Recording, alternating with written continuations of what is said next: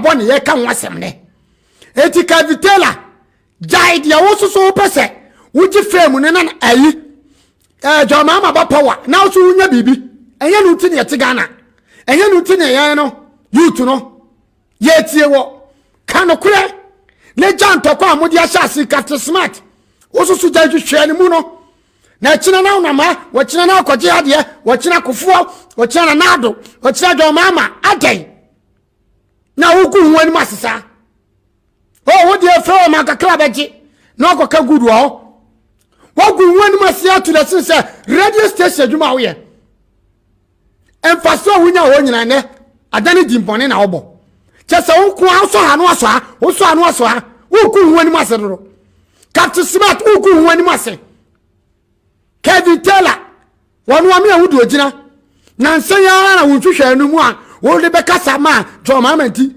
Kelvin Taylor de abufuo e fire ye papa jo mama eni owie no ofa afon eni o se papa me na me papa no me kasa ma ho me ye sorry Kelvin Taylor na obe Captain Smart no obe so ati madwuma ye me so me na me de oba power ami busa Kelvin Taylor say wonu woto oba Ghana Kelvin Taylor woto oba Kelvin Taylor me no kasa papa kro to aba ma kufaro wo papa odo ba wiase won to aba ma jo mama menya sure eti jasa de hunu na wo ye na wo timi fa jo mama ma power mo ma me kan check Kelvin Taylor fat say wonya de wo ye na nyo no na de jo mama be ba power e Ghana fo obato e na de papa jo mama be ba power enya wo Kelvin Taylor udede ne ontuatwa ene nsam keka bi ena de sankofo we mu bia baba power eye Ghana fo enkra ni kofi education ja no mo hweso nkoto aba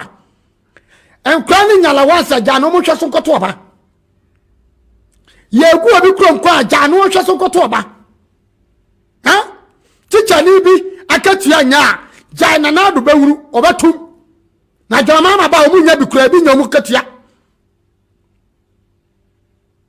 Police ni bi adwuma nya kasa kire police ni no nya na adwuma ye emfa nkosa aban fa nkosa na nado na joma ma ba de tia na tie no wo ho Kelvin Taylor janhwehwe ni mu no and me pese my job is to bring your mama in power to let him know his mistake etu na to abetia your mama wo na to abetia your mama eni aka your mama na nso wo program so eya aka your mama na nso Kelvin Taylor e wo program so ni awusa wo ya adwuma eni side ya ne enwuma mebo ama na se wo de asembeba se de wo so woni je black sheriff nwum no bra wo de asembeba etiminim se wo de Ghana be hwea se Kelvin Taylor se wo anya de wuye na wo se de wuye na wo de jo mama beba power to mama emwo ye je mensa nanum crunch se akokoduro bia woni mu so betima som Ghana ye fa Ghana nhyeli nsem kura no ye huru eti Kelvin Taylor yesra wa ya we se kuya wo kuya moye silence for minutes rest in peace to sister Maria uti anyam no Kelvin silent for minute yesra kawanu tum na kakane Japan ye madom ene wadu ko gina court ene ya band wo social media so se krache America no mu awote no entra wanya de wo ye na enke ho betoye ke ho betoye pa woni sa Jonas no mo be sa na mo Ghana hwase anya ne wo ye no ena enkra ko school free coronavirus allowance mo fa ne sa na mo de asembe ba ko ku frimpon Kelvin Taylor ne Captain Smart any woman mo ye free the country mo de asembe ba o ma Ghana mu orofo me chawo me do besi wa na video me nyeche me tamaso eti mo sha video no ma wo mu na mo tie se mo de asembe ba Ghana mu nti orofo Kelvin Taylor mo no ma mo ye mo dwere Ghana wo ne Captain Smart a mo ko se do mama ba power na mo ne mo busua ye yenko anti mo dwere Ghana 12 things inti we are pampered people. No, John Mahama and the NDC have proven they have set a record, they have set a standard. A record na Ghana for su ye aye tu ababoniti ajemu ene na nado tem Kelvin so ure finance wona sunya so ameka na na do time yakwa na Captain Smart ka wasem no ye yi most of them ye go asphalt most of them na Jomama one enye ye to so biem ene enkura na Jomama se Ghana skasa ye call IMF no omunya allowance teacher fo nya katua enya allowance Kelvin Jomama tam ne nkoso dum so na na do adaroma Ghana ye num kane asa ate se kurekura mtimu ye dum kane a 1 week ne dum bako what you say enti dum so no Jomama ho no na da bia ye dum kane kane na na do adaroma ede eswote monwene ho mutie nya sesem de to so biem ena Ghana ambulance na o Ghana na emienu pe na na do adaroma Ghana kuta ambulance chese rigi bia wa ambulance one time bia wa ambulance enti mutie ase na no so mo hye no so se mu wura fia mo de asemeba Jomama tam na Ghana ni nyina bi school da mo ka se Jomama si no ene na do education eso mo kura mo se yenya school da mo ntina enti no so mo nwene ho na mo sa no ma bebre ne betima ka kire mo na mo ahwe ya mo de asemeba me de manu asi mo me to aso odofo ma hye no mo ton Ome mo malata journalists no Ghana. No credibility. They are not trustworthy.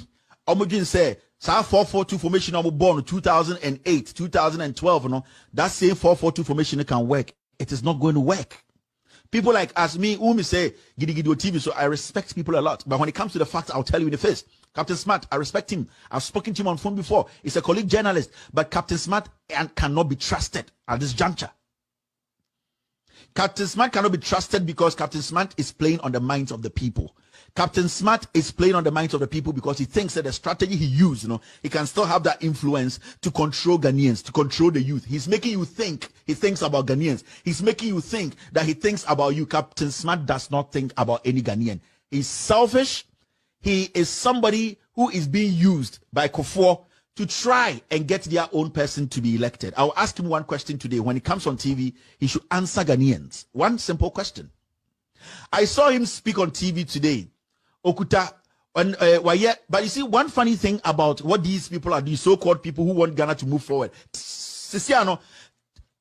Suddenly, he wants Ghana moving forward. Everything should be perfect. And that he is the most neutral person, Mr. Makachro, on this platform. If today is your first day, this is not a neutral platform. Let me tell you, this platform is an anti-corruption platform. My job here is to make sure that Kufuor, who is a criminal, and this MPP government gets out of power. Because my job then was to make sure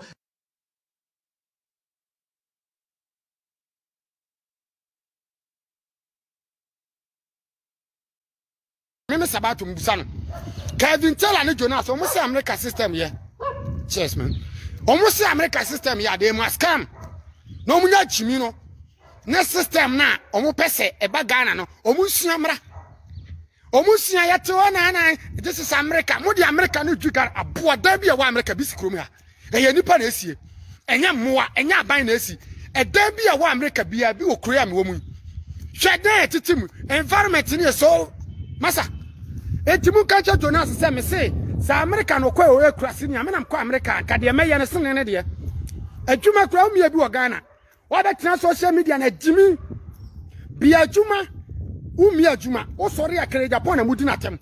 Mo sori akere Japan e na Jonas na Ghana fo Jonas jimi fo ya mo hwe ne mpaboa ne dressing. E ya mo hwe boy ne dressing. E che wo de oye. Na wa me adadam na akra kete we. Small boy like Jonas at that damo, Messil, gas and quan, this environment to be a coup for a cretin, a binia, a young quan, what you say, a coup for the Ukraine pa. Huh? Ghana for Muslim creative environment in this and a crooning effect.